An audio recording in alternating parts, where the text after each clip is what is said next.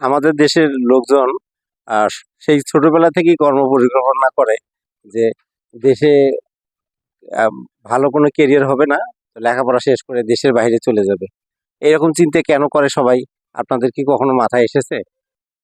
আমার হয়তো মাঝে মাঝে এটা মনে পড়ে, এই কারণেই আমি হয়তো এই বিষয়টা নিয়ে মাঝে মাঝে ভাবি যে আসলে আমাদের দেশের লোকদের কেন দেশ ছেড়ে বাইরে যাওয়ার পরিকল্পনাটা সবার আগে আসে। সবচেয়ে যে মেইন রিজনটা আমার কাছে মনে হয়েছে যে মানুষ আসলে বাংলাদেশ থেকে লেখাপড়া করার পরে সে যে কেরিয়ারটা করতে চায়, সে যে বিষয়ের উপরে এক্সপার্ট, যে বিষয়ের উপরে পড়াশোনা করেছে, সেই রিলেটেড জব না পাওয়া, এটা আমার কাছে সবচেয়ে বড় কারণ মনে হয়েছে।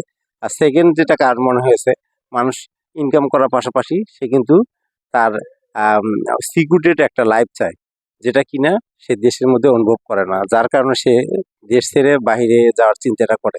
অন্যদিকে আমাদের দেশে যে সাবজেক্টগুলি আছে, বিশেষ করে মানে আইটি রিলেটেড যে পড়াশোনাগুলি, এগুলি দেশের বাইরে ভালো পড়াশোনা হয়। তো যারা কিনা সফটওয়্যার বা আইটি রিলেটেড পড়াশোনা করে, তো তাদের কিন্তু কিন্তু পড়াশোনার ভালো ডিগ্রির জন্য তারা বাইরে চলে যায়। কিন্তু এই বাইরে প্রথম দিকে শুধু লেখাপড়ার কারণে মানুষ বাইরে গেলে শুধু এই কারণটা থাকে না, পরবর্তীকালে তাদের কেরিয়ারটাও বিদেশ কেন্দ্রিক হয়ে যায়। কারণ তারা চিন্তা করে যে আমি এই দেশে এসেছি, এই দেশে আমার তো যে ধরনের জব হচ্ছে, বাংলাদেশে গেলে তো ওই ক্যাটাগরির জব হবে না।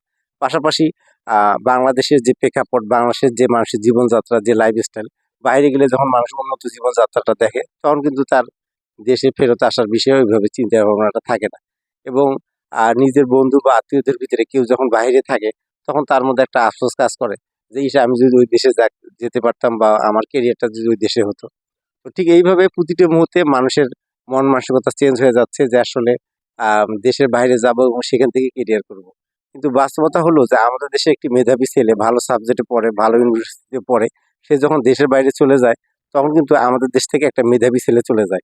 তো আমাদের গভর্নমেন্টের কথা বলি বা আমাদের দেশের কথা বলি, প্রত্যেকটি মেধাবী ছেলেকে কিন্তু আমাদের দেশে আম মেধার মূল্যায়নটা দেওয়া উচিত, এবং তারা যখন একটা ভালো রেজাল্ট করে তাদের এই দেশে কিন্তু একটা ভালো জব হওয়া উচিত, এবং সেক্ষেত্রে মেধাবী ছেলেটার মূল্যায়নটা হবে। তো যেহেতু আমাদের দেশের ছেলেরা ওই পরিমাণ মূল্যায়নটা পায় না, একটা ভালো কেরিয়ার পায় না, বা তার যে পরিমাণ যোগ্যতা সেই মাফিক সে ভালো ধরনের জব না পাওয়ার কারণে বাইরে গেলে সে উন্নত কেরিয়ার ফিল করে এবং সেখান থেকে একটা ভালো আর্ন করতে পারবে। এই জন্য সে বিদেশে থাকাটাই বেশি নিরাপদ মনে করে।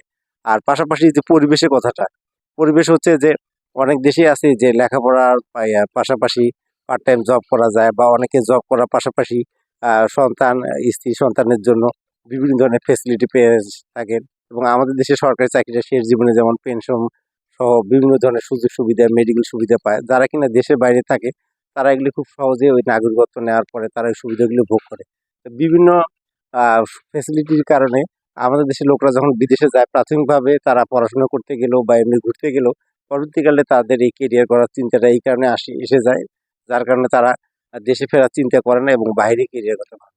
তা আসলে স্বদেশ বা মাতৃভূমি বা দেশের টান যেটাই বলেন না কেন, দেশে কেরিয়ার যদি কেউ করতে চায়, তাহলে কিন্তু তাকে বিদেশে যতই পড়াশোনা করতে যাক, দেশের প্রতি যদি তার টান না থাকে বা মাতৃভূমির প্রতি ভালোবাসা না থাকে, সে দেশে ফেরত আসার কথা চিন্তা করে না। কারণ মাতৃভূমি টান এমন একটি বিষয় যেটার কারণে মানুষ যে দেশে যাক না কেন, সে দেশের প্রতি টান ফিল করবে এবং সেটার জন্য সে দেশের জন্য কিছু করবে। তো আমাদের প্রত্যেকেরই উচিত যে আসলে দেশের প্রতি চিন্তা করা, দেশের প্রতি ভালোবাসা রাখা। কারণ একটা জিনিস মনে রাখা দরকার যে বিদেশ যত উন্নতি হোক না কেন, আমাদের দেশ হচ্ছে আমাদের মাতৃভূমি, আর মাতৃভূমি হচ্ছে মায়ের দেশ, অর্থাৎ নিজের দেশ। আর নিজের দেশের প্রতি ভালোবাসা হচ্ছে সবচেয়ে বেশি ভালোবাসা।